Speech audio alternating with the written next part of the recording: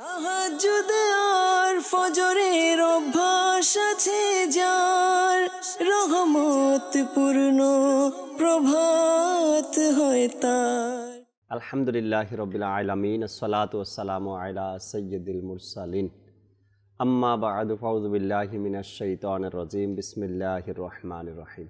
আসসালাতু ওয়াসসালামু আলাইকা ইয়া রাসূলুল্লাহ ওয়া আলা আলিকা ওয়া আসহাবিকা ইয়া হাবিবাল্লাহ। আসসালাতু ওয়াসসালামু আলাইকা ইয়া নবিয়াল্লাহ ওয়া আলা আলিকা ওয়া আসহাবিকা ইয়া নূরাল্লাহ। মাদানী চ্যানেলের দর্শক শ্রোতা, আলহামদুলিল্লাহ আরও একবার উপস্থিত হয়েছে রহমতপূর্ণ প্রভাত এই অনুষ্ঠানে। যে যেখান থেকে আমাদের অনুষ্ঠান দেখছেন দূরবীনের কাছে সকল দর্শককে জানাই আন্তরিক মোবারকবাদ।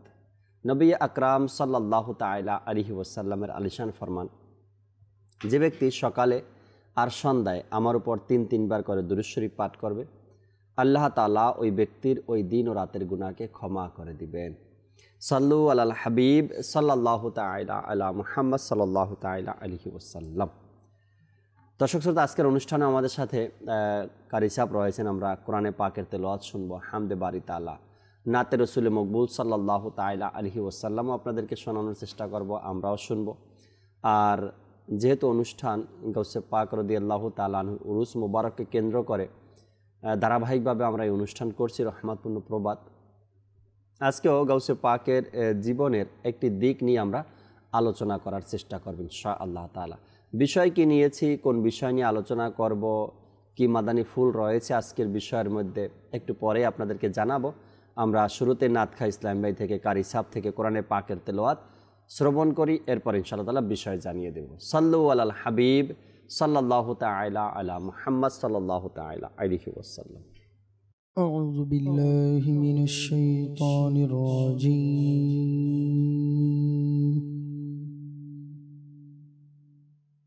بسم الله الرحمن الرحيم.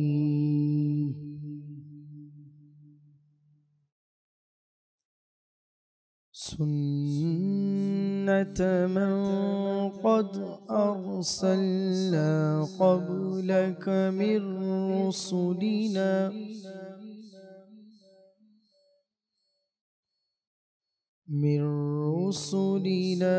ولا تجد لسنتنا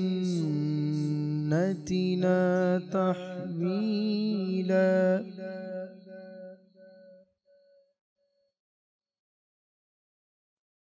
أقم الصلاة لدلوك الشمس إلى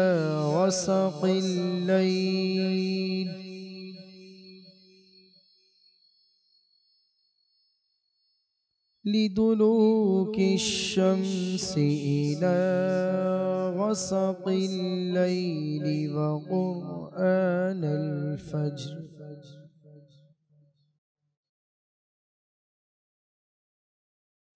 إن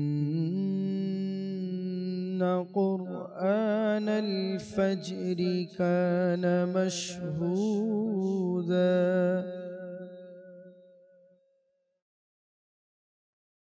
ومن الليل فتهجد به نافلة لك عسى أن يبعثك ربك مقاما محمودا. آمنت بالله صدق الله العظيم وصدق رسوله النبي الكريم. মাশাআল্লাহ মাশাআল্লাহ।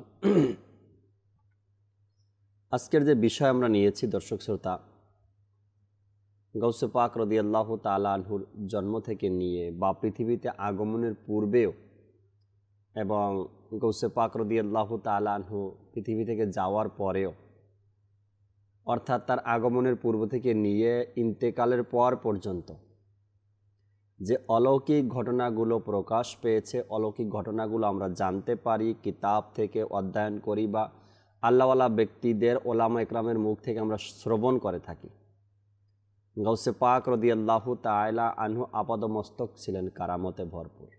দুনিয়াতে আসার পূর্বে থেকেই কারামত প্রকাশ পাচ্ছে, অলৌকিক কিছু ঘটনা প্রকাশ পাচ্ছে এবং জীবদ্দশায় এবং ইন্তেকালের পরেও বলা হয়েছে কি আল্লাহওয়ালা ব্যক্তি যারা, আল্লাহ তাআলার নেক বান্দা যারা, আল্লাহর ওলি যারা, তারা জীবদ্দশায় যতটা কারামত প্রকাশ পায় তার চেয়েও বেশি ইন্তেকালের পরে। তার কারণ হলো জীবদ্দশায় অনেকেই বুঝতে পারে না বা অনেকের কাছেই সেটা মনে হয় না, অনেকের কাছেই সেটা একটু এদিক সেদিক হতে পারে, কিন্তু ইন্তেকালের পরে যখন তার অলৌকিক ঘটনাগুলো প্রকাশ পেতে থাকে তখন জীবদ্দশার চেয়ে ইন্তেকালের পরে তার কারামতটা বেশি প্রকাশ পায়। আর অনেক সময় জীবদ্দশায় অনেকে বলে না বা বলার সাহস পায় না বা লিখে না, লেখার সাহস পায় না বা লিখতে উৎসাহ পায় না। যখন ওই আল্লাহর ওলি ইন্তেকাল করে তখন তার জীবনী যখন কেউ লেখে তখন তার কারামতগুলো বেশি প্রকাশ পায়। আজকের অনুষ্ঠানে দর্শক আমরা বিষয় নিয়েছি গাউসে পাক রহমতুল্লাহি তাআলার কারামত। আমরা গাউসে পাক রহমতুল্লাহি তাআলার কারামত নিয়ে শুনব। অসংখ্য কারামত প্রকাশ পেয়েছে আমার গাউসে পাক রহমতুল্লাহি তাআলার মাধ্যমে। আর কারামত কাকে বলে এটাও মোবালিগে দাওয়াত ইসলামী থেকে জানার চেষ্টা করব। কারামতের সংজ্ঞা কী তাও জানার চেষ্টা করব। আল্লাহওয়ালা ব্যক্তিদের থেকে যখন কোনো আপনার অলৌকিক কিছু প্রকাশ পায় এবং সাধারণ মানুষ থেকে আর নবীদের থেকে স্তর বাই এটার একটা পার্থক্য রয়েছে, এ বিষয়গুলো আমরা জানার চেষ্টা করব, যাতে করে আমাদের সাধারণ মানুষের অন্তরে যে একটা ধোঁকা থাকে কারামত নিয়ে এটাও যেন দূর হয়ে যায়। মোবালিগে দাওয়াত ইসলামী আজ আমাদের সাথে মিরাজ আত্তারি ভাই আছেন আলহামদুলিল্লাহ, এরপরে রফিক কাদরি আত্তারি ভাইও আছেন। আমরা এক এক মোবালিগ থেকে সুন্দর সুন্দর মাদানী ফুলগুলো শোনার চেষ্টা করবো আজকের অনুষ্ঠানে। আজকের বিষয় নিয়ে আলোচনা করার পূর্বেই আমরা হামদে বারি তাআলা শ্রবণ করব, এরপরে বিষয় নিয়ে কথা বলবো। সাল্লু আলাল হাবিব সাল্লাল্লাহু তাআলা আলা মুহাম্মদ সাল্লাল্লাহু তাআলা আলাইহি ওয়াসাল্লাম। সাল্লাল্লাহু আলাইকা ইয়া রাসূলুল্লাহ ওয়া সাল্লাম আলাইকা ইয়া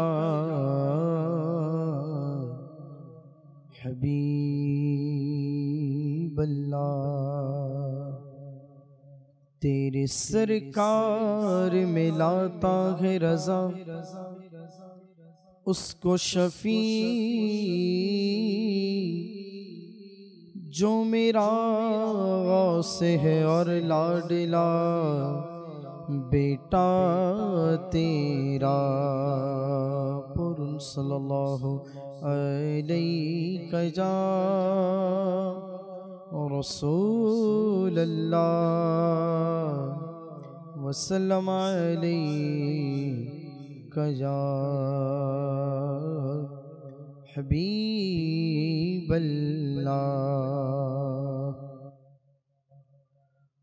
ला इलाहा इल्लल्लाह, ला इलाहा इल्लल्लाह, ला इलाहा इल्लल्लाह, ला इलाहा इल्लल्लाह, ला इलाहा इल्लल्लाह, ला इलाहा इल्लल्लाह, ला इलाहा इल्लल्लाह, ला इलाहा इल्लल्लाह, ला इलाहा इल्लल्लाह, ला इलाहा इल्लल्लाह। हस्बी रब्बी जल्लल्लाह मा फी क़ल्बी गैरुल्लाह, हस्बी रब्बी जल्लल्लाह मा फी क़ल्बी गैरुल्लाह। नूर मोहम्मद सल्लल्लाह, नूर मोहम्मद सल्लल्लाह, ला इलाहा इल्लल्लाह, ला इलाहा इल्लल्लाह, ला इलाहा ला इलाहा इल्लल्लाह, ला इलाहा इल्लल्लाह, ला इलाहा इल्लल्लाह, ला इलाहा इल्लल्लाह, ला इलाहा इल्लल्लाह। ला मौजूदा इल्लल्लाह, ला मशहूदा इल्लल्लाह, ला मौजूदा इल्लल्लाह, ला मशहूदा इल्लल्लाह, ला मक़सूदा इल्लल्लाह, ला मक़सूदा इल्लल्लाह, ला मअबूदा इल्लल्लाह, ला इलाहा इल्लल्लाह, ला इलाहा इल्लल्लाह, ला इलाहा इल्लल्लाह, ला इलाहा इल्लल्लाह, ला इलाहा ইলাহা ইল্লাল্লাহ লা ইলাহা ইল্লাল্লাহ আল্লাহ সর্বশক্তিমান বান্দার প্রতি দয়াবান আল্লাহ সর্বশক্তিমান বান্দার প্রতি দয়াবান প্রিয় হাবিব করলেন দান প্রিয় হাবিব করলেন দান যিনি মানেরি জান লা ইলাহা ইল্লাল্লাহ লা ইলাহা لا إله إلا الله لا إله إلا الله لا إله إلا الله لا إله إلا الله لا إله إلا الله আমরা গুনাহগার বান্দা ক্ষমা করো হে খোদা আমরা গুনাহগার বান্দা ক্ষমা করো হে খোদা দেখাও নূর নবীর রওজা দেখাও নূর নবীর রওজা সেথায় পড়ি এই কালমা লা ইলাহা ইল্লাল্লাহ লা ইলাহা ইল্লাল্লাহ লা ইলাহা ইল্লাল্লাহ লা ইলাহা ইল্লাল্লাহ লা ইলাহা ইল্লাল্লাহ লা ইলাহা ইল্লাল্লাহ লা ইলাহা ইল্লাল্লাহ লা ইলাহা ইল্লাল্লাহ লা ইলাহা ইল্লাল্লাহ লা ইলাহা ইল্লাল্লাহ। আল্লাহ আমরা হামদে বারি তাআলা সংক্ষিপ্ত শ্রবণ করলাম দর্শক শ্রোতা বিষয় গাউসে পাক রহমতুল্লাহি তাআলার কারামত। আমাদের সাথে রফিক ভাই আছেন, রফিক ভাই থেকে কিছু মাদানী ফুল আমরা শ্রবণ করি। শুরুতে কারামত নিয়ে আমরা আলোচনা শুনি ইনশাআল্লাহ তাআলা। রফিক ভাই আজকের বিষয় গাউসে পাক রহমতুল্লাহি তাআলার কারামত, কিছু মাদানী ফুল দর্শককে। আজকের যে বিষয় আপনি নিয়েছেন জি, এটা এমন একটা চমৎকার বিষয় যা ঈমানকে উজ্জীবিত করে, আউলিয়ায়ে কেরামের প্রতি ভালোবাসাকে বৃদ্ধি করে দেয়, আম্বিয়ায়ে কেরামের প্রতি যে শ্রদ্ধাবোধ যে সম্মান রয়েছে যে ভালোবাসা রয়েছে তাকে বহু বহু গুণে বৃদ্ধি করে দেয়। মাশাআল্লাহ। কারামত এর সংজ্ঞার সম্পর্কে যদি কিছু বলতেই হয় তাহলে আমরা দেখতে পাই যে কারামতে সাহাবা কিতাবের মধ্যে 36 পৃষ্ঠায় বর্ণিত রয়েছে যে কারামত কাকে বলে। কারামত অর্থাৎ হলো অলৌকিক ঘটনা বা আশ্চর্যান্বিত ঘটনা, যে ঘটনা দেখলে মানুষ আশ্চর্যান্বিত হয়, বিস্মিত হয়, অবাক হয়ে যায়। অর্থাৎ এমন কোনো কাজ যেটা মানুষের বিবেক কিংবা বুদ্ধির আলোকে সেটাকে নিরূপণ করা যায় না। যেমন একটা পাখা যদি শূন্যের উপর ঘুরতে থাকে, তার মধ্যে কোনো ইলেকট্রিক্যাল কোনো তার নেই, কিছু নেই, জি ফর এক্সাম্পল, এখন মানুষ এটা বুঝতে পারবে না যে এই পাখাটা ঘুরছে কি করে, এর মধ্যে তো ইলেকট্রিকের কোনো তার নেই। বা কোনো এটাও ধারণা আসতে পারে যে এখন তো যে ম্যাগনেট রয়েছে, চুম্বক রয়েছে, চুম্বকের মাধ্যমে অনেক কিছু হয়, বৈজ্ঞানিক কারিগরি টেকনিক্যাল যে প্রযুক্তি রয়েছে, কিন্তু এমন স্তরে সেটা ঘুরছে শূন্য আকাশের মাঝে যে যেখানে না কোনো ম্যাগনেট আছে, না কোনো বিদ্যুৎ আছে, না কোনো বৈদ্যুতিক তার আছে, ঘুরছে। তখন মানুষ কিন্তু অবাক হয়ে যায়। কিন্তু তার চেয়েও বেশি অবাক হবে যখন কোনো 4000 ফিট থেকে কোনো প্লেন ক্রাশ করলো, নিচে পড়লো, একজন মানুষও মারা গেল না। আল্লাহ আল্লাহ। এখন এটাকে আপনি কোন সংজ্ঞায় সংজ্ঞায়িত করবেন, কোন বুদ্ধি দিয়ে, কোন বিবেক দিয়ে আপনি সংজ্ঞায়িত করবেন? তখন তো এটা স্বীকার করতেই হবে যে না, এটা আল্লাহ তাআলার দয়া ছিল, অলৌকিক ঘটনা। আমরা এটা দেখিও পেপার পত্রিকায় যে অলৌকিক ঘটনা, অলৌকিকভাবে বেঁচে গেল প্লেনের সব যাত্রী। জি, ক্রাশ হয়েছে, 4000 ফিট থেকে নিচে পড়েছে, একজনও মরেনি। একটা উদাহরণের জন্য আমি বলছি। তো অলৌকিক ঘটনা বা আশ্চর্য ঘটনা যখন কোনো কিছু প্রকাশ পায়, সেটা যদি কোনো সাধারণ মুমিনের দ্বারা প্রকাশ পেয়ে যায়, তখন সেটাকে বলা হয় মাউনাত। ঠিক একইভাবে যখন কোনো আল্লাহর ওলির দ্বারা, আউলিয়ায়ে কেরামের মাধ্যমে সেই একই অলৌকিক ঘটনা ঘটে, তাকে আমরা বলি কারামত। সুবহানাল্লাহ। আচ্ছা, নবুয়ত প্রকাশের পূর্বে আম্বিয়া কেরামের দ্বারা যে সকল অলৌকিক ঘটনা ঘটে যায়, সেটাকে আমরা বলি ইরহাজ। যখন নবুয়ত প্রকাশ পেয়ে যায় তখন যদি কোনো আম্বিয়া কেরামের মাধ্যমে ঘটে, সেই একই অলৌকিক ঘটনা, জি, এবং এটা বিভিন্ন ঘটনা হতে পারে, যে কোনো বিষয় নিয়ে হতে পারে, সেটাকে আমরা বলি মুজিজা। এর ঠিক বিপরীতভাবে যদি আমরা লক্ষ্য করি যে না সে কোনো আল্লাহর ওলি, না কোনো আম্বিয়ায়ে কেরাম, না কোনো নবী, না কোনো মমিন, না মমিনও নয়, আম্বিয়ায়ে কেরামও নয়, সে কোনো আল্লাহর ওলিও নয়, অমুসলিম একজন ফাসিক ব্যক্তি যে ঈমানও আনেনি, এমন কোনো ব্যক্তির দ্বারা যদি, কোনো ফাসিক এবং অমুসলিম ব্যক্তির দ্বারা যদি স্বভাব বিরুদ্ধ কোনো অলৌকিক ঘটনা প্রকাশ পেয়ে যায়, তাকে আমরা বলি, তাকে শরীয়তের ভাষায় বলা হয় ইস্তিদরাজ। জি, এই যে বিষয়গুলো বিভিন্ন স্তর রয়েছে, মুমিনের স্তর, আউলিয়া কেরামের স্তর, আম্বিয়া কেরামের স্তর, বিভিন্ন স্তর রয়েছে। এবং স্বয়ং যদি আল্লাহ তাআলার কুদরতি ব্যবস্থাপনায় যদি হয়ে যায়, আল্লাহর ইচ্ছায় কোনো কিছু অলৌকিক ঘটনা ঘটে গেল, সেটাকে আমরা বলি কুদরত। জি, এই পুরো বিষয়টাই আমরা ইস্তেদরাজ বলি, কুদরত বলি, সেটাকে মুজিজা বলি, কিংবা ইরহাজ বলি, কিংবা মাউনাত বলি। এই পুরো বিষয়টা কিন্তু আমাদের চিন্তা শক্তির বাইরে, totally absolutely beyond our concept, beyond our intelligible. এটা আমাদের বোধগম্যের বাইরে, আমাদের বুঝের মধ্যে আসবে না। এটা কি করে হলো, কেমন করে হলো, সায়েন্টিস্ট যারা থাকে তারা কিন্তু সায়েন্টিফিক্যালি এটাকে ডিসক্রাইব করার চেষ্টা করে, যেটা এইভাবে না এইভাবে হয়েছে, না ওইভাবে হয়েছে। সাধারণ মানুষের মাথায় আসবে না। আবার ওই একই কথা যখন কোনো শরীয়তের ধারক ও বাহক, কোনো আলিমে দিন, মুফাসসিরে কোরআন, মুহাদ্দিসে ইজাম যারা রয়েছেন, হাদিসের বিশারদগণ, কোরআনের বিশারদগণ, তখন তারা আবার শরীয়তের ভাষায় সেটাকে ডিফাইন করার চেষ্টা করে।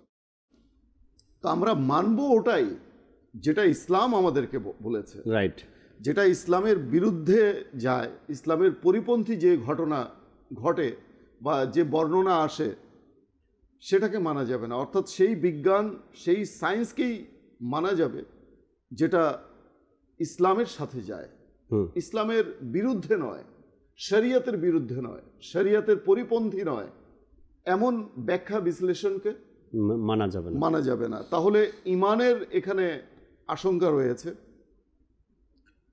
তো আল্লাহ তাআলার প্রদত্ত ক্ষমতা বলেই এই ঘটনাগুলো ঘটে থাকে। কখনো আউলিয়া কেরামের দ্বারা ঘটে, কখনো মুমিন বান্দার দ্বারা ঘটে, কখনো আম্বিয়া কেরামের দ্বারা ঘটেছিল, ঘটেছে। যেহেতু আর নবুয়তের দরজা বন্ধ হয়ে গেছে, আর কোনো নবী আসবেন না। কাজেই এই বিষয়ে, এতদ বিষয়ে দেখুন, হযরত আল্লামা মাওলানা মুফতি আলী আজমি রাহমাতুল্লাহি তাআলা আলাইহি বলেন যে আউলিয়া কেরামের কারামত সত্য, তা অস্বীকারী হচ্ছে পথভ্রষ্ট। আউলিয়া কেরামের কারামতকে কেউ যদি অস্বীকার করে, যে না গৌসে পাকের এত ঘটনা শুনেছি, খাজা গরিবে নওয়াজের এত ঘটনা শুনেছি, বানোয়াট বলে বা মিথ্যা বলে, এরকম আমাদের এই বাংলাদেশে কত আল্লাহর ওলি রয়েছে। জি, আমরা শুনেছি যে 360 জন আল্লাহর ওলি এই বাংলাদেশে পদার্পণ করেছেন, বহির্বিশ্ব থেকে এসেছেন। তাদের বিভিন্ন কারামতের ঘটনা আমরা কিতাবের মধ্যে পেয়েছি, ইতিহাস বলে। এখন সেই সকল ঘটনা, কিংবা কোনো সাহাবায়ে কেরামের ঘটনা, অথবা কোনো আম্বিয়া কেরামের ঘটনা কেউ যদি অস্বীকার করে, অলৌকিক ঘটনার কথা বলছি, তাহলে সে স্পষ্টতই সে পথভ্রষ্ট, মিসগাইডেড সে। আর এতদ প্রসঙ্গে হযরত সৈয়দনা আবু ইয়াজিদ বাইজিদ বোস্তামি রাহমাতুল্লাহি তাআলা আলাইহি বলেন, যদি তুমি দেখো যে কোনো ব্যক্তিকে এমন কারামত দান করা হয়েছে যে বাতাসে উড়তে পারে, তবে তার ধোকায় পড়ো না, তার ধোকায় পড়ো না।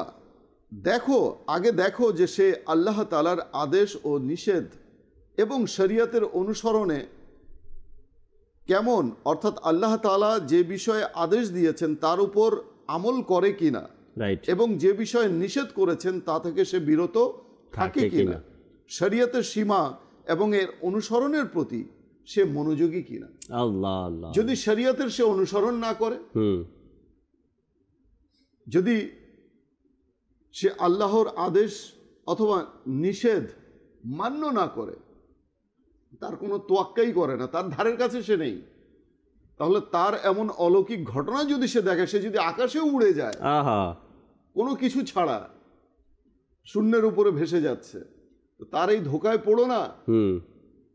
এটাও কিন্তু আউলিয়ায়ে কেরাম আমাদেরকে পথ দেখিয়েছেন, উলামায়ে কেরাম আমাদেরকে পথ দেখিয়েছেন। Right right right.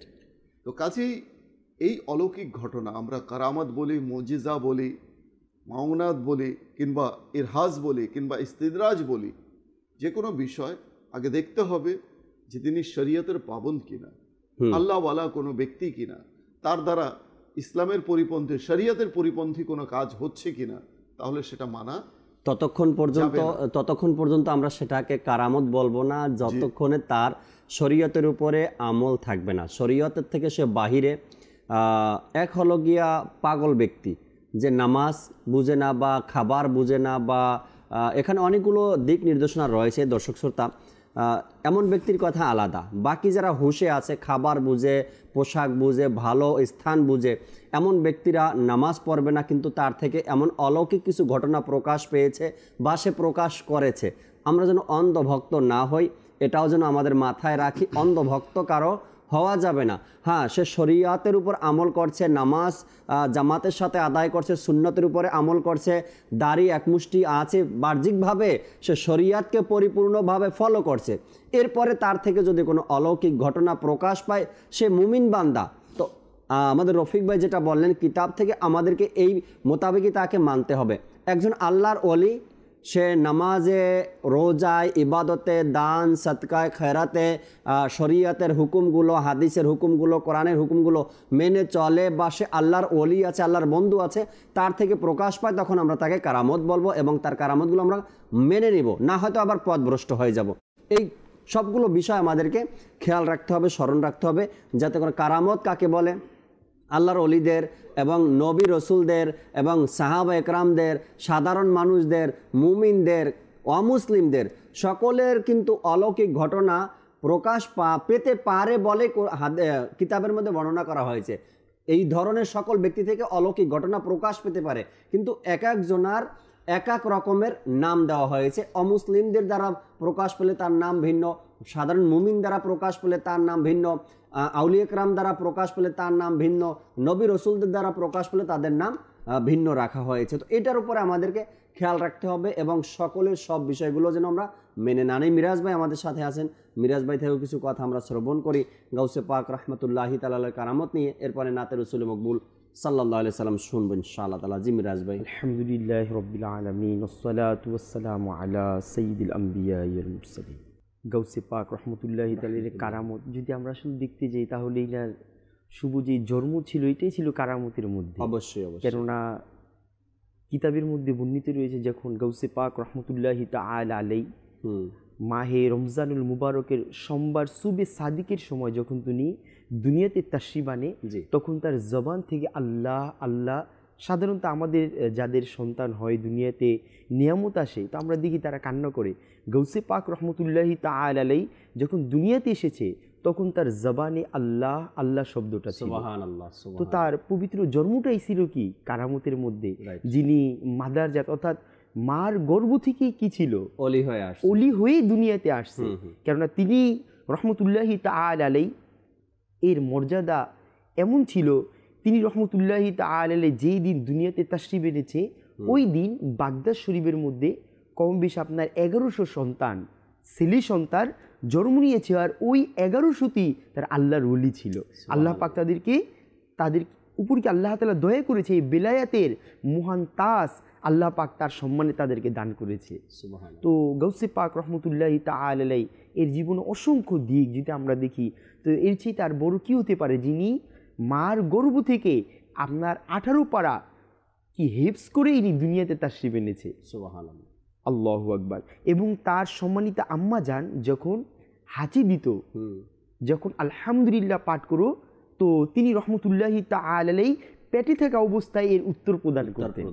তো এইভাবে যদি আমরা তার জীবনের প্রতিটা মুহূর্তে আমরা যে বিষয়টা আমাদের রফিক ভাই বলল যে আসলে কারামতির যে বিষয়, আমরা তখনই এটা তাদের মাঝ থেকে আমরা বুঝতে পারবো বা ধারণা করতে পারবো যখন তারা শরীয়তের পাবন্দ, শরীয়তের উপর তাদের আমল থাকবে।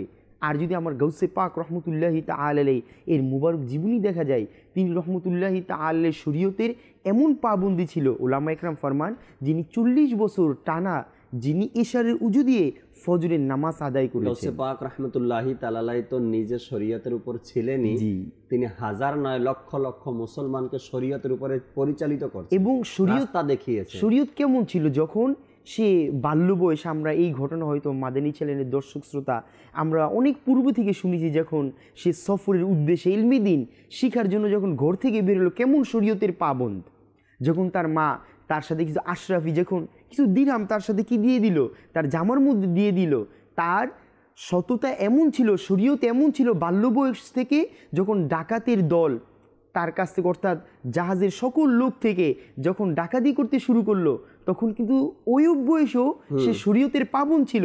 সে চাইলে ওই সময় কি করতে পারতো, যদি একটু বাহানা বা যদি কথাটা একটু ঘুরিয়ে বললে তখন কি হয়ে যেত, ডাকাতরা তার কাছে চলে যেত। কিন্তু গাউসে পাক রহমতুল্লাহি তাআলা আলাইহি কিন্তু ওই মুহূর্তেও কি করে নাই, শরীয়তের অর্থাৎ বাল্য বয়স থেকে তিনি শরীয়তের পাবন ছিল।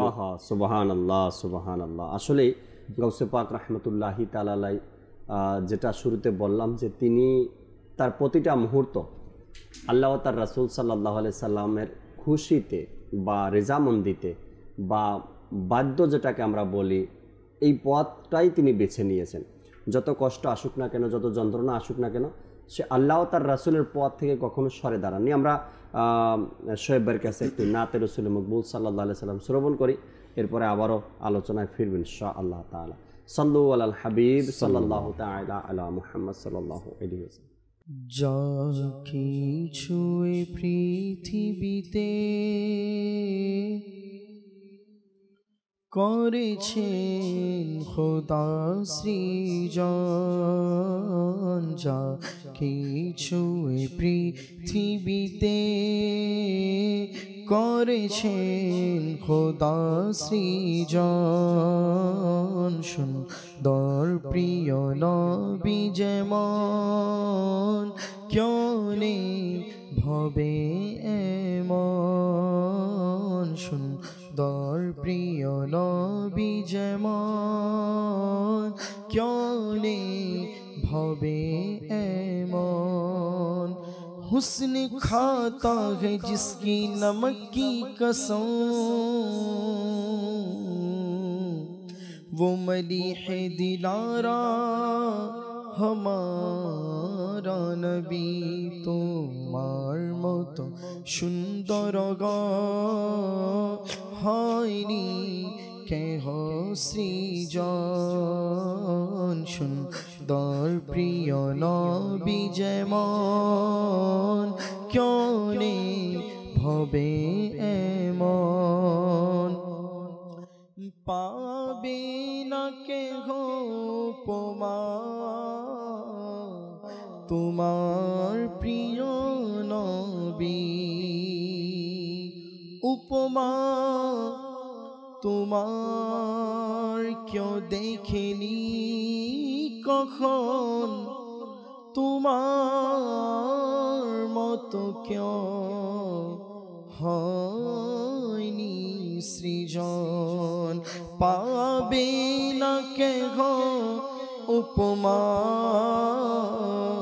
তোমার প্রিয় নবী, তোমার মতো সুন্দর গো হয়নি কেহ সৃজন, তোমার মতো সুন্দর গো হয়নি কেহ সৃজন, মেরাজ রজনী বলে শুনো তুরে सीना मेराज रजनी बोले शोनो तुरे सीना वही है अव्वल वही है आखिर वही है ज़ाहिर वही है बातिन उसी के जलवे उसी से मिलने उसी से उसके तरफ गए थे। हिजाब उठने में लाखों पर्दे हर एक पर्दे में लाखों जलवे अजब घड़ी थी कि वस्ले फुरकत जन्म के बिछड़े गले मिले थे।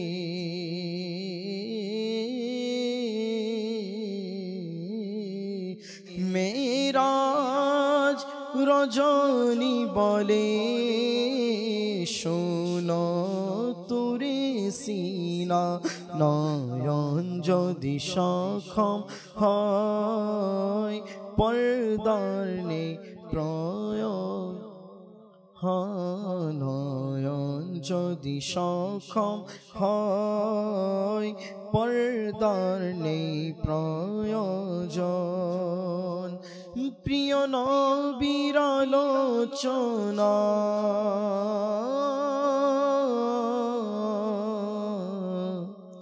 যেথায় আদবে হয় जहाँ जिक्र हबीब होता है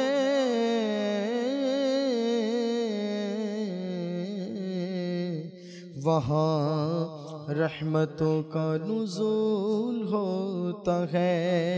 प्रिय नबीर आलोचना যেথায় আদবে হয় রহমতেরি বাড়ি ধারা সেথায় হয় বর্ষণ রহমতেরি বাড়ি ধারা সেথায় হয় বর্ষণ যা কিছু পৃথিবী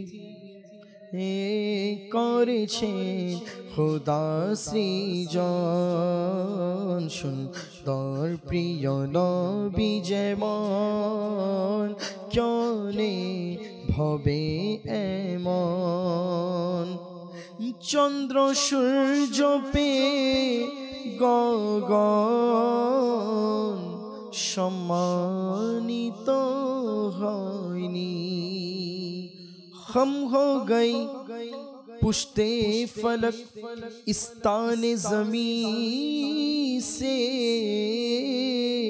कि सुन हम पे मदीना है वो रुतबा है हमारा चंद्र सूरज पे गगन सम्मानित হয়নি गुंबदे खजरा पे मर्यादा बान भुवन गुंबदे खजरा पे मर्यादा बान भुवन जा কিছু পৃথিবীতে করেছেন খোদা সৃজন সুন্দর প্রিয় নবী যেমন কেনে ভবে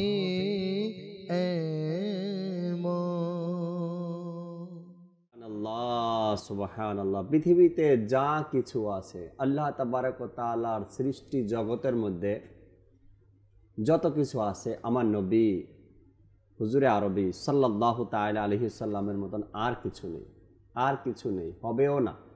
আমার নুরানি রসুলের চেহারা মোবারক যে একবার দেখেছে ওই চোখ পৃথিবীতে আর দ্বিতীয় এমন কোনো চেহারা কখনো দেখেনি না কখনো দেখবে। যখন মা আমেনা রাদিয়াল্লাহু তাআলা আনহা নবী পাক সাল্লাল্লাহু আলাইহি সাল্লামকে পৃথিবী দেখাবেন, ফেরেশতারা আসতো আর বলতো, মা আমেনা এমন এক সত্তাকে তুমি পৃথিবী দেখাচ্ছ, এমন শিশু পৃথিবীতে না কোনো মা জন্ম দিয়েছে না জন্ম দিতে পারবে। তো আমার নবী সাল্লাল্লাহু আলাইহি সাল্লামের মতো না কেউ ছিল, না কেউ হবে, না কেউ আছে। আল্লাহ তাবারক ওয়া তাআলা তার প্যারা হাবিব সাল্লাল্লাহু তাআলা আলাইহি ওয়াসাল্লামের শান আর মর্যাদা সবসময় যেন আমরা বলতে পারি, নিজেদের মুখে রাখতে পারি, আল্লাহ তাআলা সে তৌফিক দিক। ফেসবুকের সাথে যারা আছেন কয়েকজনের নাম পড়ি, এরপরে কলগুলো শোনান। কায়ুম ভাই আমাদের সাথে আছেন, তিনি বললেন তার একজন ভাই মারা গেছেন কারেন্টে, শর্ট খেয়ে দোয়া করতে বলেছেন। আল্লাহ তাবারক ওয়া তাআলা তাকে জান্নাত নসিব করুক, জীবনের গুনাহসমূহকে ক্ষমা করে দিক। আত্মীয় স্বজন যারা আছে ধৈর্য ধারণ করার আল্লাহ তৌফিক দান করুক। আরেকজন লিখলেন আসসালামু আলাইকুম। ওয়ালাইকুম আসসালাম, আমি একটি নাত শুনতে চাই, ব্রাহ্মণবাড়িয়া থেকে তিনি লিখছেন, ইনশাআল্লাহ তাআলা। এরপরে আরেকজন লিখলেন জাকির ভাই আমারই মনের এই ভাষণা নাটটি শুনতে চাই, ইনশাআল্লাহ তাআলা সাথে থাকুন, যদি সম্ভব হয় শোনাব ইনশাআল্লাহ। আরেকজন আমাদের সাথে আছেন, আসসালামু আলাইকুম। ওয়ালাইকুম আসসালাম রাহমাতুল্লাহি ওয়া বারাকাতু। রহমতপূর্ণ প্রভাত অনুষ্ঠানটি অনেক ভালো লাগে। আজকের বিষয় গাউসে পাকের কারামত সম্পর্কে জানতে চাই। মাদানী চ্যানেলে জাকির ভাই, রফিক ভাই, শোয়েব ভাইকে মোবারকবাদ জানাই। মোহাম্মদ জাকির আশরাফি ভাই আমাদের সাথে আছেন, অনুষ্ঠান দেখছেন, তিনিও কমেন্টস করছেন। এরপরে শাহ আলম ভাই আমাদের সাথে আছেন, মোবারকবাদ দিয়েছেন, সালামও দিয়েছেন। ওয়ালাইকুম আসসালাম রহমতুল্লাহ বারাকাতু। মোহাম্মদ নাসির আত্তারি ভাই আমাদের সাথে আছেন, তিনি দাওয়াত ইসলামীকে ধন্যবাদ জানিয়েছেন। মাশাআল্লাহ, সাথে থাকার জন্য ধন্যবাদ সবাইকে। আল্লাহ তাআলা কবুল করে নিক যে আপনারা ফেসবুকের মাধ্যমেও দাওয়াত ইসলামীর সাথে রয়েছেন এবং মাদানী চ্যানেল দেখছেন, আল্লাহ তাআলা কবুল করে নিক। কয়েকটা কল শুনি আমরা, এরপরে আলোচনায় ফিরবো। জি, কল শুনিয়ে দিন দর্শকের। থেকে বলছি সাইদুল ইসলাম। আমার অনেক ভালো লাগে এই চ্যানেল, আপনাদের যখন বয়ান শুরু হয় আমার শুনতে অনেক ভালো লাগে। আপনাদের এই চ্যানেল চালু করার জন্য অনেক ভালো হয়েছে, সুবিধা হয়েছে সবার জন্য, পুরো ফ্যামিলির জন্য।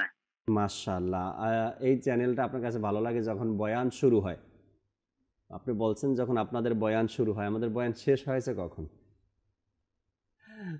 মাদানী চ্যানেল আলহামদুলিল্লাহ সবসময়, কখনো আমি, কখনো রফিক ভাই, কখনো মিরাজ ভাই, কখনো রিয়াজ ভাই, কখনো কেউ না কেউ আছেই, থাকেই। দেখবেন এই রহমতপূর্ণ প্রভাত অনুষ্ঠান চলছে, শেষ হওয়ার পরে আবার কেউ না কেউ চলে আসবে অনুষ্ঠান নিয়ে। তো সাথেই থাকবেন সবসময়, আশা রাখি অনুষ্ঠানগুলো দেখবেন, অনেক জ্ঞান অর্জন করতে পারবেন ইনশাআল্লাহ তাআলা। পরবর্তী কল দেন। ঢাকা থেকে মোহাম্মদ তানভীর আহমেদ বলছি।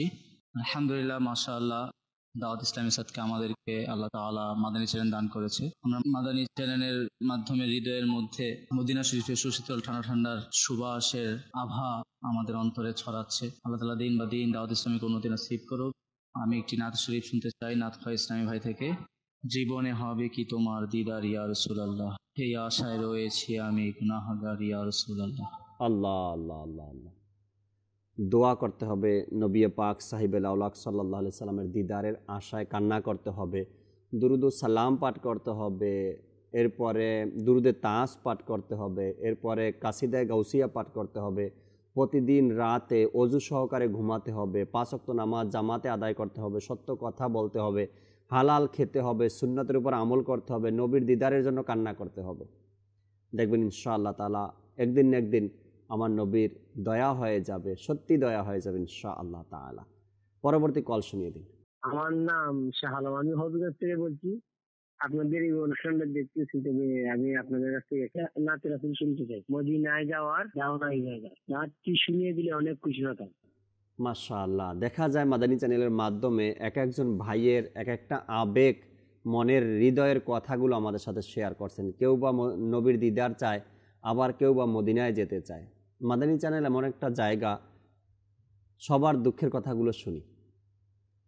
আবার এমনও আছে অনেকেরটা শুনতে পারি কিন্তু এখানে প্রকাশ করতে পারি না। একদিন মাদানী চ্যানেলের বিষয় নেওয়া হয়েছিল মা বাবার ডাক কানে বাজে। এমন কিছু কল এসেছিল ওদিন যা আমরা এখানে শুনিনি বা শোনার মতো ছিল না, এখানে কলগুলো চালানোর মতো ছিল না। কিন্তু বুঝতে পারলাম যে আমার আপনার কষ্টের কথাগুলো শেয়ার করার মতো বা বলার মতো একটা জায়গা আমরা পেয়েছি মাদানী চ্যানেল। একটু আগে যে ভাই কল করলেন, আমার নবীর দিদার পেতে চাই বা নবীর দিদার কিভাবে পাবো এই কালামটি শুনিয়ে দিন। আরেকজন বললেন মদিনায় যেতে চাই, কিভাবে যাব এই কালামটি শুনিয়ে দিন। কালামের মাধ্যমেই তো শায়ের যারা আছেন, কবি যারা আছেন, তারা নাতে রসুলের মাধ্যমেই ওই কথাগুলো তুলে ধরছেন, আবেগগুলো তুলে ধরছেন, আর আপনার দোয়াটা তুলে ধরছেন। ইয়া রাসূলুল্লাহ, মদিনায় যাওয়ার ব্যবস্থা হয়ে যায় যেন, মদিনায় ডেকে নেন। তো মাদানী চ্যানেল এমন একটা জায়গা, এমন একটা স্থান, এমন একটা জিনিস যেখানে আমরা নিজের মনের ভাবটা প্রকাশ করতে পারি। আর কারো কাছে না হলেও মাদানী চ্যানেলকে বলতে পারি যে আমাকে মদিনায় যাওয়ার আমার খুব ইচ্ছা, আমাকে কালামটি শুনিয়ে দেন। আল্লাহ তাআলা কবুল করেনি। পরবর্তী কল দেন। আমার নাম আবুল সালাম, নোয়াখালী থেকে। আমি মাদানী চ্যানেল দেখি সব সময়, আমার কাছে যথেষ্ট ভালো লাগে। আল্লাহ পাক আপনাদেরকে ইমানি তৌফিক দান করো যাতে সারা জীবন ইচ্ছা চলে। আমার জন্য দোয়া করবেন। আমিন আমিন আমিন। আল্লাহ তাবারক ওয়া তাআলা কবুল করে নিক। এত সুন্দর দোয়া দিয়েছেন। আল্লাহ আমাদেরকেও ঈমান হিফাজত দান করুক, ইন্তেকালের সময় যেন ঈমান নিয়ে ইন্তেকাল করতে পারে আল্লাহ সে তৌফিক দান করুক। মিরাজ ভাই, রফিক ভাই, শোয়েব ভাই নিয়ত করেনি, এত সুন্দর দোয়া মানুষ আমাদেরকে দিচ্ছে যেন আমরা আরও ভালো কিছু করতে পারি। নিয়ত করেন ইনশাআল্লাহ তাআলা সবসময় আমরা আপনাদের সাথে থাকার চেষ্টা করব ইনশাআল্লাহ তাআলা। পরবর্তী কল দেন। বলছি নরাইন থেকে নাচ চিনতে যাই সারিবদ্ধ হয়ে।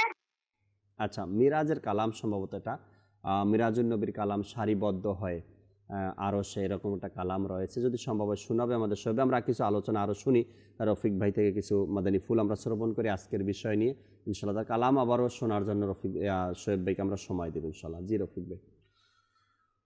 গৌসে পাক রহমতুল্লাহি তাআলা আলাইহি জি এমন একজন উঁচু স্তরের মাহাত্ম্যপূর্ণ মর্যাদাপূর্ণ বলি ছিলেন যে তার দোয়ার যে ঘটনা রয়েছে সেটাও যদি আমরা শুনি আমাদের ঈমান উজ্জীবিত হয়ে যাবে। সুবহানাল্লাহ। অর্থাৎ আউলিয়ায়ে কেরামের প্রতি আমাদের যে ভালোবাসা রয়েছে, যে শ্রদ্ধা বোধ রয়েছে, যে সম্মান রয়েছে, অর্থাৎ হার্টের মধ্যে যে একটা সফট কর্নার রয়েছে সেটা আরও বেশি উজ্জীবিত হয়ে যাবে। সুবহানাল্লাহ। বাহজাতুল আসরার কিতাবের মধ্যে গৌসে পাকের অনেক ঘটনা, অনেক কারামত এবং অনেক তার জীবনীর যে বিশেষ বিশেষ দিকগুলো এখানে উল্লেখ করা হয়েছে এই কিতাবের মধ্যেই লিখিত রয়েছে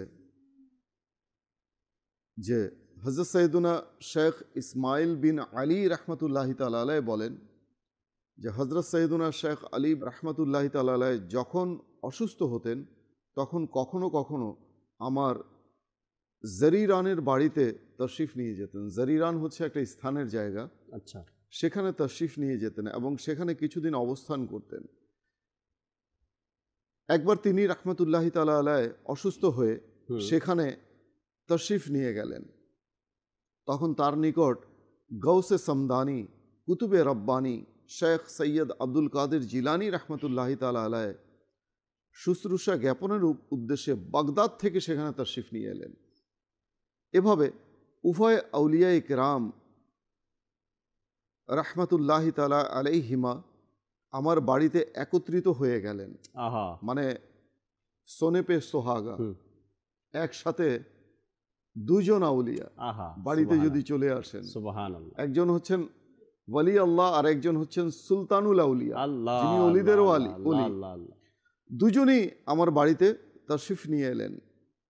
এখানে দুটি খেজুরের গাছ ছিল, সেই বাড়ির বাইরে দুটি খেজুরের গাছ ছিল।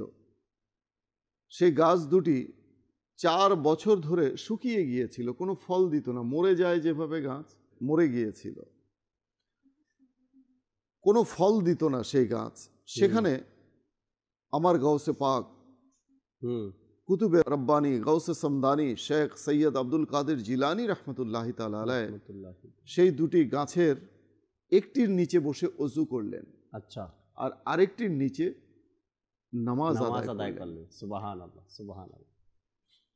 তো ওই দুটি গাছ যে ছিল তিনি রহমতুল্লাহি তাআলা আলাইহি কাটতে চেয়েছিলেন যে আমি এই গাছ যেহেতু শুকিয়ে গেছে আমি এটাকে কেটে ফেলবো। আচ্ছা, তো আল্লাহ তাআলার কি শান দেখুন, যখনই বড় পীর আব্দুল কাদের জিলানি সে একটি গাছের নিচনে ওযু করলেন, আরেকটি গাছের নিচনে নামাজ পড়লেন।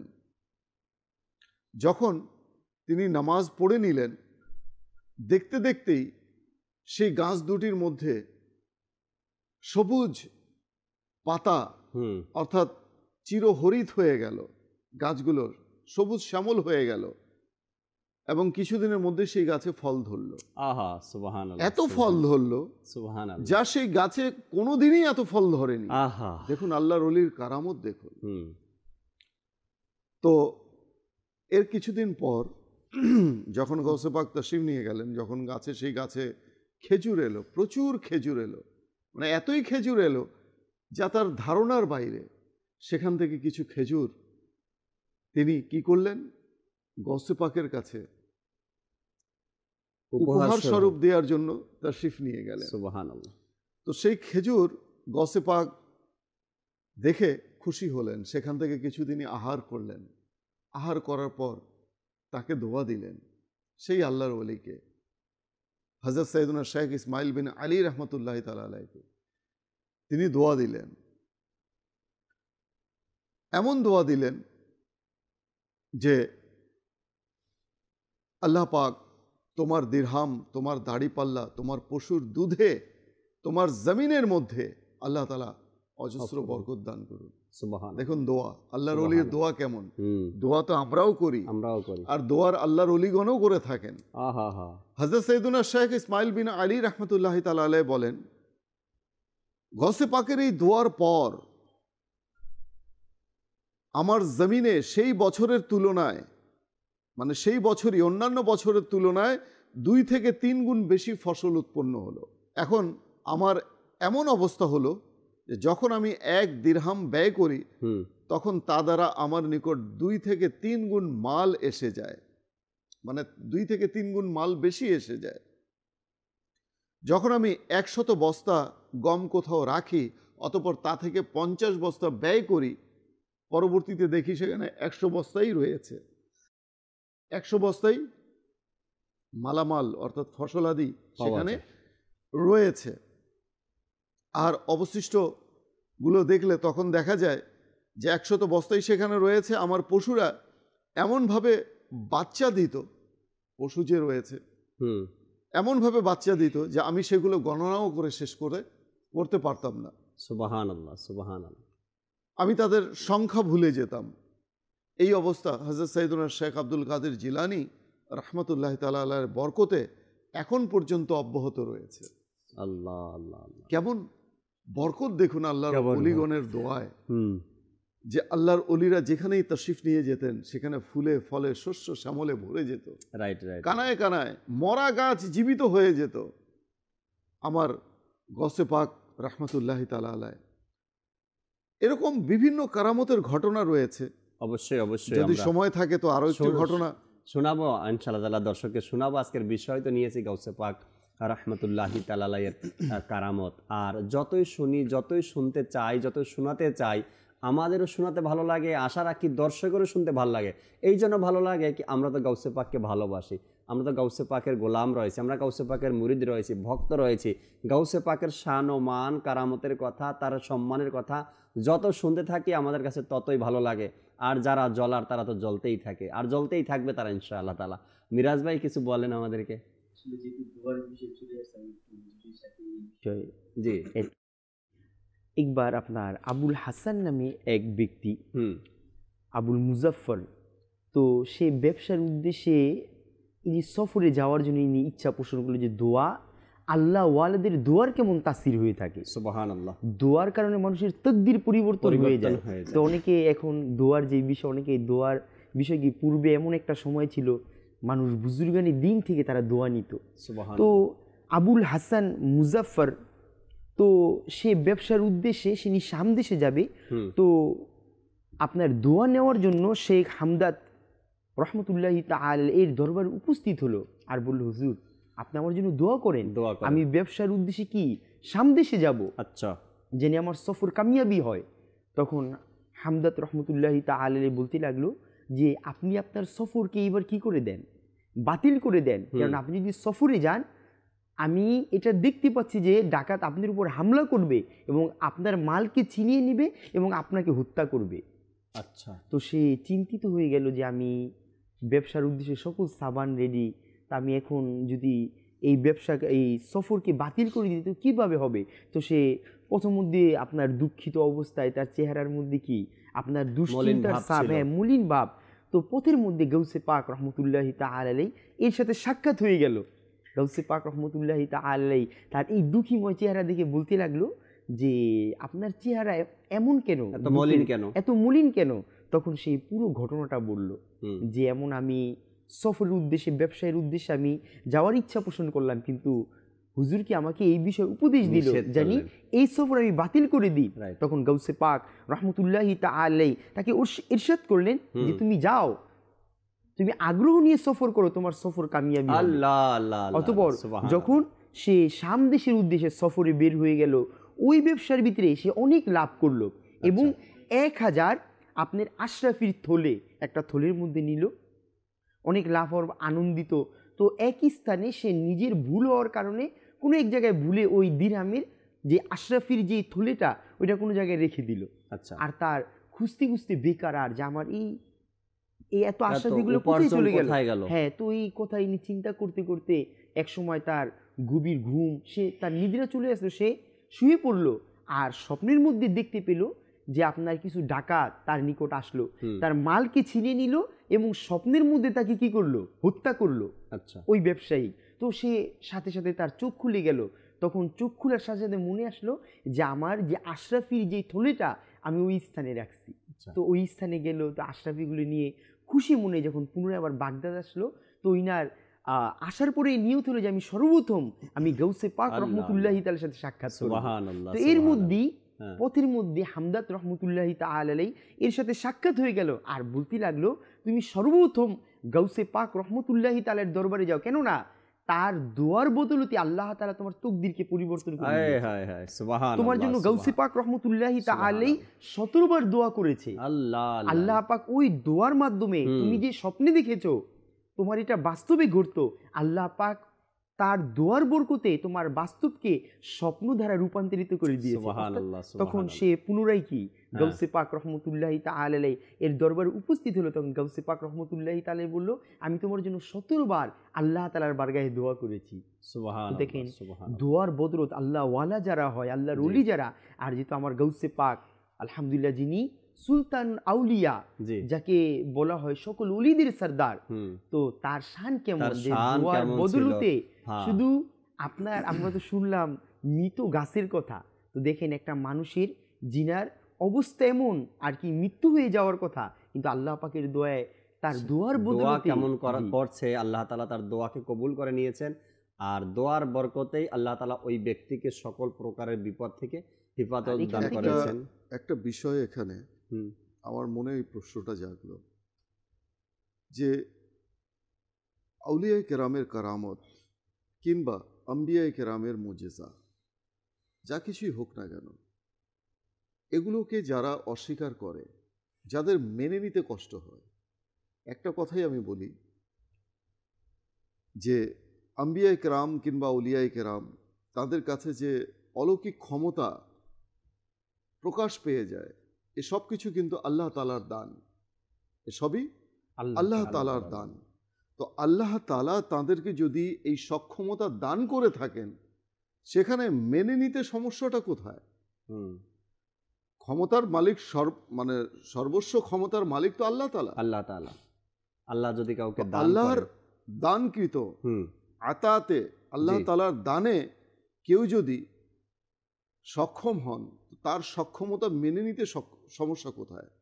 এখানে একটা জিনিসই বুঝে আসে যে যার মাঝে বোধ শক্তি রয়েছে, যার মধ্যে জ্ঞান রয়েছে, অর্থাৎ পরিপূর্ণ হেদায়েত যারা লাভ করে, তারা কিন্তু আউলিয়া কেরামের কারামত শুনে কিংবা আম্বিয়া কেরামের মুজিজার কথা শুনে কখনো কিন্তু আপত্তি করে না, অভিযোগ তোলে না। রাইট। এটাই বুঝতে হবে যে মূল ক্ষমতার উৎস হচ্ছেন আমার আল্লাহ তাআলা। রাইট। তাঁর প্রদত্ত ক্ষমতা বলে আউলিয়া কেরামের দ্বারা কারামত সংগঠিত হয়, প্রকাশ পায়। তো আমরা যদি আল্লাহ তাআলার ওলিদের মাধ্যমে, কারণ ওলি তারাই যারা আল্লাহর বন্ধু, আর যারা আল্লাহর বন্ধু তাদের দ্বারা কারামত প্রকাশ পায়। তো কারামত যদি কোনো আল্লাহর ওলির দ্বারা প্রকাশই পায়, সেক্ষেত্রে কৃতিত্ব যায় কার? আল্লাহ তাআলা। যে আমার আল্লাহর দয়ায় আমার গৌসে পাকের মাধ্যমে এই কারামত সংগঠিত হয়েছে। সুবহানাল্লাহ, সুবহানাল্লাহ। তো আল্লাহর ওলিদের তাজকিরা করা মানেই তো আল্লাহ তাআলার তাজকিরা করা, আল্লাহ তাআলার আলোচনা করা, যে আল্লাহ তাআলার প্রদত্ত ক্ষমতা বলে আউলিয়া কেরামদের যিনি মাথার তাজ, অলিদের যিনি মাথার তাজ, আমার গৌসে পাক, তার মাহাত্ম্য মর্যাদা এত বাড়িয়েছেন কে? আমার আল্লাহ তাআলা। আল্লাহ তাআলা দিয়েছেন। তো এখানে তো আল্লাহ তাআলার প্রকারান্তে আল্লাহ তাআলারই প্রশংসা করছি আমরা, আল্লাহ তাআলার সৃষ্টি নিয়ে প্রশংসা করছি। এটা হচ্ছে বুঝের বিষয়, it's a matter of common sense. এটা সাধারণ একটা জ্ঞানের বিষয়। আল্লাহ তাআলা আমাদেরকে বোঝার তৌফিক দান। আমিন আমিন আমিন। এখানে আসলে জাকির ভাই, যদি আমরা একটা বিষয় দেখি, যারা আমাদের রফিক ভাই যে বিষয়টা বলল, সাধারণ একটি বিষয়, আপনার কারামত যে বিষয়টা, এটা সাধারণ মানুষের জ্ঞানে আসবে না, এটাই স্বাভাবিক। এটাকে কারামত বলা হয়, এটাকে কারামত বলে। আর যদি আমরা দেখি দুনিয়াবি নিজাম অনুযায়ী, যদি আমরা দেখি সিস্টেম, যদি কেউ ধরেন আপনি যেই সোফার মধ্যে বসে আছেন, যদি আমি বলি যে এই সোফাটা তো খুব চমৎকার, এত সুন্দর, তো যদিও আমি আপনার বাস্তবিক পক্ষে আমি এই সোফার কি করতেছি প্রশংসা, কিন্তু এর প্রশংসাটা সোফার না, এটা চলে যাবে সোফার যিনি মালিক, যিনি এটাকে কি করছে, তৈরি করছে, এটা অটোমেটিক তার কাছে চলে যাবে। যদি আল্লাহ ওয়ালাদের কারামত নিয়ে আলোচনা হয়, এটা মূলত যখন আমরা আল্লাহ ওয়ালাদের তাস্কিরা বা তাদের আলোচনা হয়, তাদের অলৌকিক বিষয় নিয়ে আলোচনা হয়, মূলত এটার সৃষ্টিকর্তার কি হয়ে যায়, আসলে সৃষ্টিকর্তার দয়া বলেই তো তারা, বা সৃষ্টিকর্তার দান বলেই তারা এই শক্তিগুলো অর্জন করেছেন, বা এই রুহানিয়াত অর্জন করেছেন, বা এই ক্ষমতা তাদের অর্জন হয়েছে আল্লাহ তাবারক ওয়া তাআলার দান। আল্লাহ তাআলা আমাদেরকে এই বিষয়গুলো বোঝার তৌফিক দান করুক। দর্শকের কিছু কল নিব, আর কয়েকটা ফেসবুক পেজে কমেন্টস আসছে। একজনে লিখলেন, আসসালামু আলাইকুম। ওয়ালাইকুম আসসালাম রাহমাতুল্লাহি ওয়া বারাকাতু। আমার ভাই দাওয়াত ইসলামের একজন মহাব্বতকারী ছিল, ওর নাম ছিল আলী আজম বাপ্পি। সকল মুবাল্লিগের কাছে দোয়া চেয়েছেন। গতকাল সন্ধ্যায় তিনি ইন্তেকাল করেছে। আল্লাহ তাআলা তাকে ক্ষমা দান করুক, আল্লাহ তাআলা তাকে বেহিসাব মাগফিরাত দিয়ে জান্নাত দান করুক। এবার বাদশা ভাই লেখলেন, মুর্শিদ আমার আত্মার এই মানকাবারটা শুনতে চাই। আরেকজনে বললেন, কাসিদায়ে গাউসিয়ার কয়েকটি পংক্তি যদি শোনাতেন। সাথেই থাকুন, আমরা চেষ্টা করব। দর্শকের কল শুনিয়ে দিন আমাদেরকে। আমার নাম হলো মোহাম্মদ জাহাঙ্গীর হোসেন আত্তারি, আমি থাকি রাঙামাটি। আপনাদের মাসিক চ্যানেলটা আমি দেখি, মাশাআল্লাহ খুব ভালো লাগে। এই যুগে আমার একটা চ্যানেল পাই, খুব সৌভাগ্যবান মনে হয়। মাশাআল্লাহ মাশাআল্লাহ, আল্লাহ কবুল করেন, সব সময় দেখবেন ইনশাআল্লাহ। পরবর্তী কল। আমার নাম সাদিয়া সিস, আমি পড়তে কামাতে আছি। আমি একটি নাচ শুনে, নাচটি হলো আমারই মনে এই বাসনা। আমারই মনের এই বাসনা, ইনশাআল্লাহ তাআলা শোনাবো। পরবর্তী কল দেন। আমি ময়মনসিংহ থেকে বলছিলাম, আমার নাম তাশরিফ। আমি মাদানী চ্যানেল দেখছি, অনেক ভালো লাগছে। আমি প্রতিদিনই চেষ্টা করি মাদানী চ্যানেল দেখার জন্য। আপনাদের সবাইকে ধন্যবাদ, আমার জন্য দোয়া করবেন। মাশাআল্লাহ মাশাআল্লাহ। ময়মনসিংহ থেকে আপনি আমাদের কল করেছেন, মাদানী চ্যানেল দেখেন, ভালো লাগে, সবসময় সাথে থাকবেন, সবসময় দেখবেন। এভাবে করে উৎসাহ প্রদান করবেন আমাদেরকে, বা কল করবেন, আপনার অভিমত জানাবেন, কি জানতে চান, কি শুনতে চান, অবশ্যই আমরা শোনানোর চেষ্টা করব। শোয়েব ভাই আমাদেরকে অনেকেই কল করেছেন বিভিন্ন কালাম শোনার জন্য। যদি স্মরণ থাকে একটু একটু করে আমাদেরকে শুনিয়ে দিন। সাল্লু আলাল হাবিব সাল্লাল্লাহু তাআলা আলাইহি ওয়াসাল্লাম। জীবনে হবে কি তোমার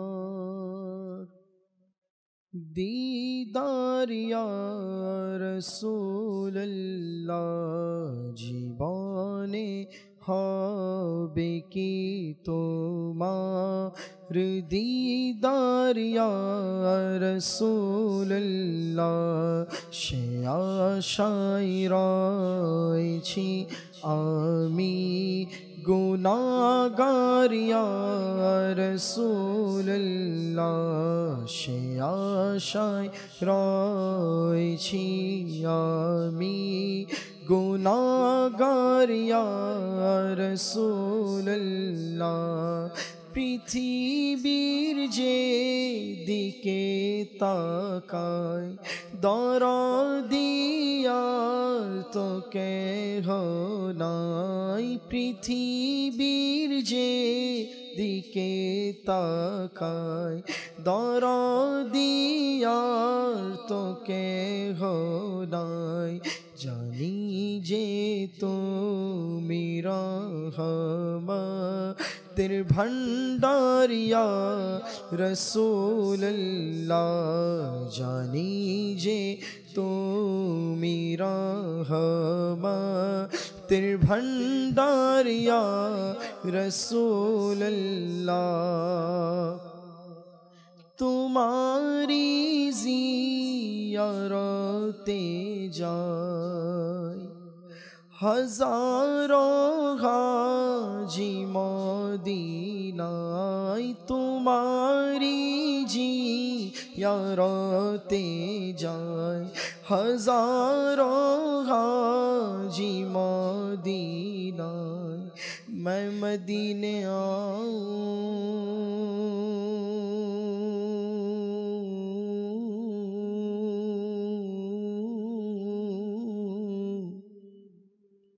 मेरी औकात नहीं है गर तुम जो बुलाओ तो बड़ी बात नहीं है मदीने जाने वालों जाओ जाओ फी अमानिल्लाह कभी तो अपना भी लग जाएगा बिस्तर मदीने में तुम्हारी ज़ियारते जाए हजारों हाजी मदीनाए ए गरीबेरो तुमी हो मददगारिया तुम्हारी जो दी न देखी की काजेर दोया खीजे अमार तुम्हारी जो दी न देखी की काजेर दोया खीजे अमार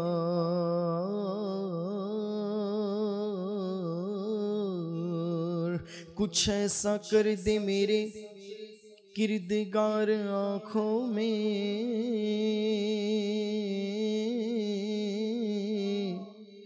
हमेशा नक्श रहे रुए यार आँखों में वो नूर दे मेरे परवरदिगार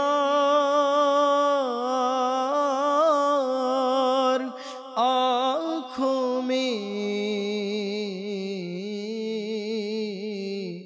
के जलवागर रहे रुख की बाहर आँखों में और उन्हें न देखा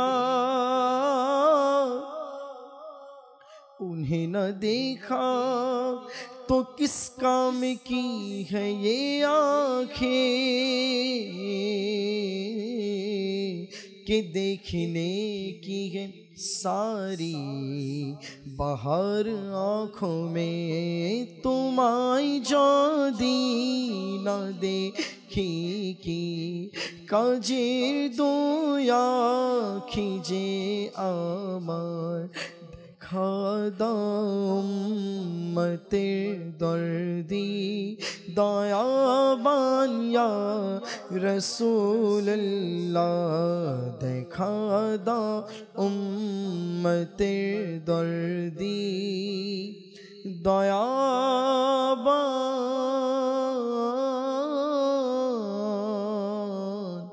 या रसूल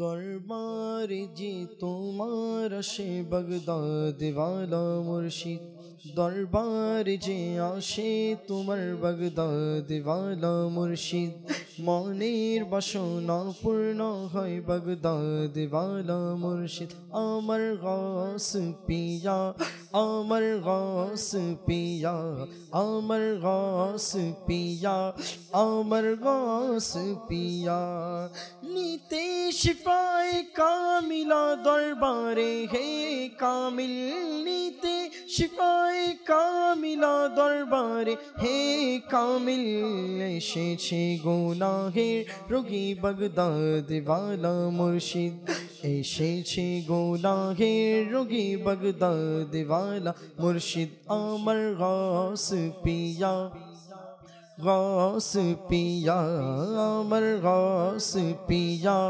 আমার গাস পিয়া দরবারে তোমার যে অভাগা হয়ে যায় উপস্থিত দরবারে তোমার যে অভাগা হয়ে যায় উপস্থিত দরবারে তোমার যে অভাগা হয়ে যায় উপস্থিত দরবারে তোমার যে অভাগা হয়ে যায় উপস্থিত সুপ্রসন্ন হয় ভাগ্য তার বাগদাদ ওয়ালা মুর্শিদ সুপ্রসন্ন হয় ভাগ্য তার বাগদাদ ওয়ালা মুর্শিদ আমার গাস পিয়া আমার গাস পিয়া আমার গাস পিয়া আমার গাস পিয়া মুসিবতে যখন ডেকেছি আল মদদ গাসে পাক মুসিবতে যখন ডেকেছি আল মদদ গাসে পাক মুসিবতে যখন ডেকেছি আল মদদ গাসে পাক ইয়া গাস ইয়া গাস ইয়া গাস মুসিবতে যখন ডেকেছি আল মদদ গাসে পাক মুসিবতে যখন ডেকেছি আল মদদ গাসে পাক সাহায্যে তুমি এলে মোর বাগদাদ ওয়ালা মুর্শিদ সাহায্যে সাহায্যে তুমি এলে মোর বাগদাদ ওয়ালা মুর্শিদ আমার গাস পিয়া আমার পিয়া আমার গাস পিয়া আমার গাস পিয়া আত্মার তোমার দ্বারে পুনরায় গিয়ে যেন বলে আত্মার তোমার দ্বারে আত্মার তোমার দ্বারে আত্মার তোমার দ্বারে পুনরায় গিয়ে যেন বল ইয়া গাস ইয়া গাস ইয়া গাস আত্মার তোমার দ্বারে পুনরায় গিয়ে যেন বলে আত্মার তোমার দ্বারে পুনরায় গিয়ে যেন বলে বাগদাদে আবার এসেছি বাগদাদ ওয়ালা মুর্শিদ বাগদাদে আবার এসেছি বাগদাদ ওয়ালা মুর্শিদ আমার গাস পিয়া গাস পিয়া আমার গাস পিয়া আমার গাস পিয়া দরবার যে আসে তোমার বাগদাদ ওয়ালা মুর্শিদ দরবার যে আসে তোমার বাগদাদ ওয়ালা মুর্শিদ মনের বাসনা পূর্ণ হয় বাগদাদ ওয়ালা মুর্শিদ আমার গাস পিয়া আমার গাস পিয়া আমার গাস পিয়া আমার গাস পিয়া সুবহানাল্লাহ। আমরা গাউসে পাক রাহমাতুল্লাহি তাআলা আলাইহির মানকাবাত শুনতেছিলাম এতক্ষণ পর্যন্ত। শেষ কিছু কথা শেষ কিছু আলোচনাও করি, শুনি আমরা রফিক ভাই থেকে ইনশাআল্লাহ তাআলা, এরপরে সালাতু সালামে দাঁড়াবো ইনশাআল্লাহ তাআলা। জি রফিক ভাই। প্রসিদ্ধ মুহাদ্দিস হযরত সৈয়দনা শেখ আব্দুল হক মুহাদ্দিস দেহলভী রাহমাতুল্লাহি তাআলা, যিনি উস্তাজুল মুহাদ্দিসিন মানে মুহাদ্দিসেরও মুহাদ্দিস, তো তার মাজারে তশরিফ নিয়ে যাওয়ার সৌভাগ্য হয়েছিল 2005 সালে। তো তিনি তার বিখ্যাত কিতাব আশিয়াতুল লুমআত কিতাবের মধ্যে তিনি লিখেছেন যে আউলিয়ায়ে কেরাম আর এই রাহমাতুল্লাহি তাআলা আলাইহিদের মধ্যে কেউ কারামতের দিক দিয়ে তার সমকক্ষ নেই, অর্থাৎ গৌসে পাকের সমকক্ষ নেই। এমনকি অনেক মাশায়েখে কেরাম বলেন যে তার কারামতের অবস্থা এমন ছিল যেমন মুক্তোর মালার ন্যায়। আল্লাহ, একটা মুক্ত যখন খসে পড়তো তখন সবগুলোই ক্রমান্বয়ে খসে খসে পড়তো, এক একটা করে মুক্ত পড়তো। অর্থাৎ গৌসে পাকের কারামত যখন সংগঠিত হতো তখন পরপর এমনভাবে সংগঠিত, মানে যখন তার উপর জালালিয়াত চলে আসতো আল্লাহ, তখন এমনভাবে কারামত প্রকাশ পেত যে গণনা করে শেষ করে যেত না। সুবহানাল্লাহ। এত মানে কারামত সংগঠিত হতো আমার গৌসে পাকের দ্বারা। তদ্রূপ এমনই একটি ঘটনা এসেছে বাহজাতুল আসরার কিতাবের মধ্যে, যে হজরত আব্দুল মালিক জয়াল রহমতুল্লাহি তাআলা আলাইহি বর্ণনা করেন, আমি এক রাতে হুজুরে গৌসে পাক রহমতুল্লাহি তাআলা আলাইহির মাদ্রাসায় দাঁড়িয়েছিলাম। তিনি রহমতুল্লাহি তাআলা আলাইহি ভিতর থেকে একটি লাঠি বরকতময় হাতে নিয়ে এলেন। আমার মনে হলো যে হুজুরে গৌসে পাক যদি এই লাঠি দিয়ে এই মুহূর্তে কোনো একটি কারামত তিনি দেখিয়ে দিতেন, মানে ইচ্ছা করছিল, দর্শনার্থীর ইচ্ছা করছিল যে আমার গৌসে পাক যদি একটি কারামত প্রকাশ পেয়ে যেত এই লাঠি দিয়ে। এদিকে মনে করতে না করতেই হুজুরে গৌসে পাক লাঠিটি মাটিতে গেঁথে দিলেন। তখন সেই লাঠি প্রদীপের ন্যায় আলোকিত হয়ে গেল। সুবহানাল্লাহ। প্রদীপের ন্যায় ওই লাঠি আলোকিত হয়ে গেল এবং অনেকক্ষণ পর্যন্ত সেই লাঠি আলোকিত অবস্থায় ছিল। অতঃপর হুজুরে গৌসে পাক যখন তা উপড়ে নিলেন, মানে লাঠিটা যখন মাটি থেকে তুলে নিলেন, সেই লাঠি যেমন ছিল তেমনই হয়ে গেল। অতঃপর হুজুরে গৌসে পাক রহমতুল্লাহি তাআলা আলাইহি বললেন, বাস হে জয়াল, তুমি তো এটাই চেয়েছিলে। দেখুন আমার গৌসে পাক যে মুরিদের অন্তরের অবস্থাও তিনি জানেন, বলে দিলেন যে তুমি তো এটাই চেয়েছিলে না, যে লাঠি দ্বারা কোনো কারামত প্রকাশ পাক। কারামতও তিনি সংগঠিত করে দিলেন, কারামতও সংগঠিত হলো, আর তিনি অন্তরের অবস্থাও প্রকাশ করে দিলেন। সুবহানাল্লাহ, সুবহানাল্লাহ। ইনিই হচ্ছেন আমার গৌসে পাক। এরকম অনেক ঘটনা রয়েছে। সময় কেমন আছে আপনার হাতে আমি তো জানি না, যদি আরো একটি ঘটনা একটু বলতে পারেন, মাদানী চ্যানেলের দর্শকবৃন্দ যদি শোনেন তো ইমান উজ্জীবিত হয়ে যাবে। আমার গৌসে পাকের প্রতি ভালোবাসা, আমি এতটুকু জানি যে আমার গৌসে পাকের প্রতি যার অন্তরে যতটুকু শ্রদ্ধা রয়েছে, সম্মান রয়েছে, ভালোবাসা রয়েছে, তা আরো বহু গুণে বেড়ে যাবে আজকের এই অনুষ্ঠানের মাধ্যমে ইনশাআল্লাহ তাআলা। বাহজাতুল আসরার কিতাবের মধ্যে রয়েছে যে হযরত সাইয়েদনা ওমর বাজ্জাজ রহমতুল্লাহি তাআলা আলাইহি বলেন, জুমার দিনে আমি হযরত গৌসে আজম রহমতুল্লাহি তাআলা আলাইহির সাথে জামে মসজিদের দিকে রওনা হলাম। আমার অন্তরে এই খেয়াল এলো যে আজকে একই আশ্চর্য কথা যে ইতিপূর্বে যখনই আমি মুর্শিদের সাথে জুমার নামাজে আসতাম তখন লোকেরা সালাম করত, মুসাফাহা করত, ভিড় জমিয়ে যেত, সবসময় ভিড় হয়ে যেত, সামনে অগ্রসর হওয়াটা যেন দুষ্কর হয়ে যেত। কিন্তু আজ কেউ আমার সাথে সালামও করতে আসছে না, মুসাফাও করতে আসছে না। সালাম ও মুসাফা তো দূরের কথা, চোখ তুলেও আমার দিকে তাকাচ্ছে না। আমার অন্তরে এই খেয়াল আসার সাথে সাথে হুজুরে গৌসে পাক রহমতুল্লাহি তাআলা আলাইহি আমার দিকে তাকিয়ে মুচকি হেসে দিলেন। এরপর লোকেরা দলে দলে মুসাফা করার জন্য আমার কাছে আসতে লাগলো। এমনকি আমার আর মুর্শিদে করিমের মধ্যে এতই জটলা সৃষ্টি হয়ে গেল যে তখন পুনরায় আমার ইচ্ছে হলো যে এর চেয়ে তো পূর্বের অবস্থায় ভালো ছিল, পূর্বেই ভালো ছিলাম। আমার মনে এই ইচ্ছা জাগার সাথে সাথে তিনি রহমতুল্লাহি তাআলা আলাইহি আমাকে বললেন, হে ওমর, তুমি তো এই ভিড়ের চাহিদা পোষণ করেছিলে, তুমি তো এমনটাই চেয়েছিলে যে লোকরা আসুক, মুসাফা করুক, সালাম করুক। তো তুমি জানো না যে মানুষের অন্তর আমার হাতের মুঠোয়? আমি ইচ্ছে করলে মানুষের মনকে আমার প্রতি আকৃষ্ট করতে পারি, ইচ্ছে করলে তা দূর করে দিতে পারি। সুবহানাল্লাহ। এই হচ্ছেন আমার গৌসে পাক। আর ঠিক এরই ঝলক, মানে এর ঝলক আমরা যদি দেখি আমার আমির আহলে সুন্নাতের মাধ্যমে পাওয়া যায়। দেখুন, কোন আল্লাহর ওলি মানে নিজের ভেলায়াতকে, অনেকে এমন আল্লাহর ওলি রয়েছেন নিজের ভেলায়েতের তারা জানেও না যে সে আল্লাহর ওলি হয়ে গেছে, এমনও আল্লাহর ওলি আছে। যেমন অনেক গ্যাদারিংয়ের মাঝে এমনও দেখা যায় যে যেখানে 40 জন আল্লাহর মুমিন থাকে সেখানে একজন আল্লাহর ওলি থাকেন, এবং তিনি নিজের ভেলায়েতের ব্যাপারে তিনি নিজেও জানেন না যে তিনি আল্লাহর ওলি, এবং তার দ্বারা অলৌকিক ঘটনা ঘটে যায়। তো আমির আহলে সুন্নাত শেখে তরিকত আমির আহলে সুন্নাত দামাত বরকাতুহুল আলিয়া লোকেরা তার সাথে মুসাফা করেন।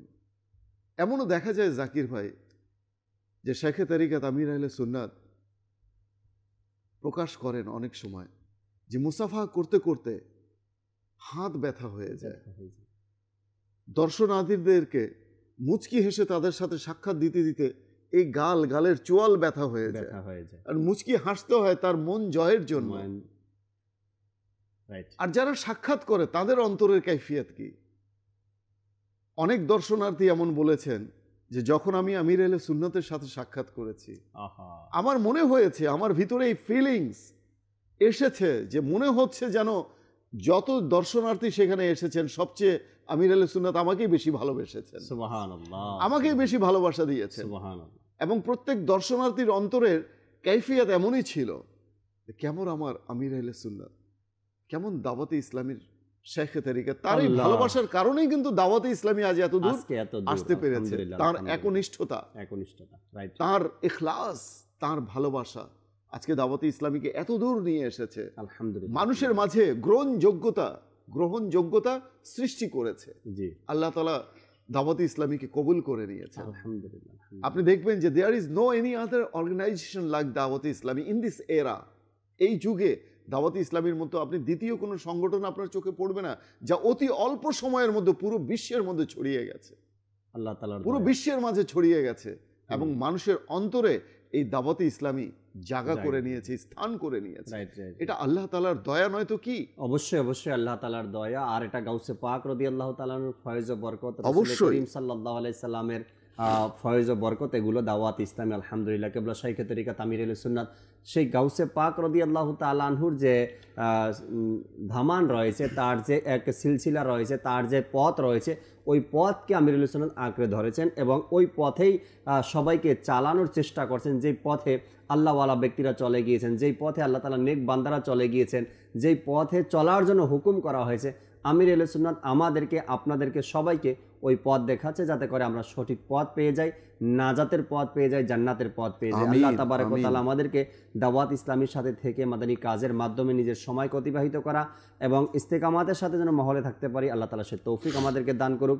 আমিন বিজাহিন নবিল আমিন সাল্লাল্লাহু তাআলা আলাইহি ওয়াসাল্লাম। দর্শক শ্রোতা, ইনশাআল্লাহ তাআলা আগামী পর্বে আবার উপস্থিত হব। গাউসে পাক রাদিয়াল্লাহু তাআলা আনহুর জীবনের অন্য একটি দিক নিয়ে আমরা কথা বলবো। মাদানী চ্যানেলের সাথেই থাকবেন ইনশাআল্লাহ তাআলা। আসুন আমরা দাঁড়িয়ে সালাতু সালাম পাঠ করি। या नबी सलाम अलैका, या रसूल सलाम अलैका, या हबीब सलाम अलैका, सलावतुल्लाह अलैका। हम वही बेशर्म बद है, तुम वही काले हया हो, क्यों रज़ा मुश्किल से डरिए, जब नबी मुश्किल कुशा हो।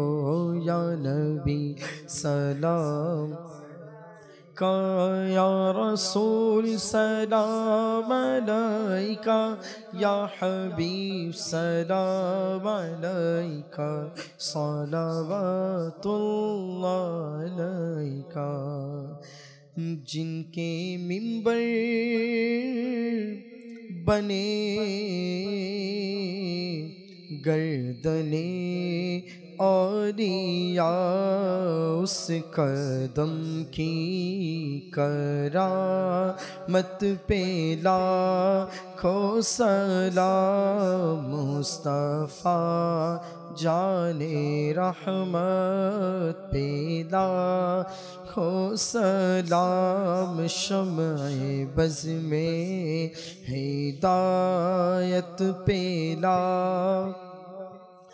डाल दी क़ल्ब में अज़मते मुस्तफ़ा सैयदी आला हज़रत पे लाखों सलाम। फैज़ से जिनके लाखों नमाज़ी बने, फैज़ से जिनके लाखों ईमान में सजे उस अमीर अहले सुन्नत पे लाखों सलाम मुस्तफ़ा जाने रहमत पे लाखों सलाम शम्ए बज़ में हिदायत पे लाखों सलाम।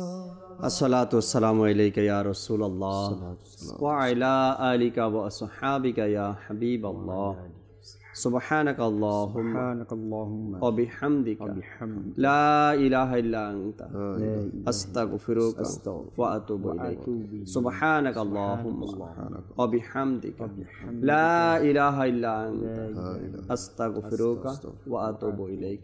सुब्हानक अल्लाहुम्मा व बिहम्दिका ला इलाहा इल्ला अंता अस्तगफिरुका व अतूबु इलैक। अस्सलातु वस्सलामु अलैका या नबी अल्लाह व अला आलिका व अस्हाबिका या नूर अल्लाह। ला इलाहा इल्लल्लाह मुहम्मदुर रासूलुल्लाह। তাহাজ্জুদ আর ফজরের অভ্যাস আছে যার, রহমত পূর্ণ প্রভাত হয় তার।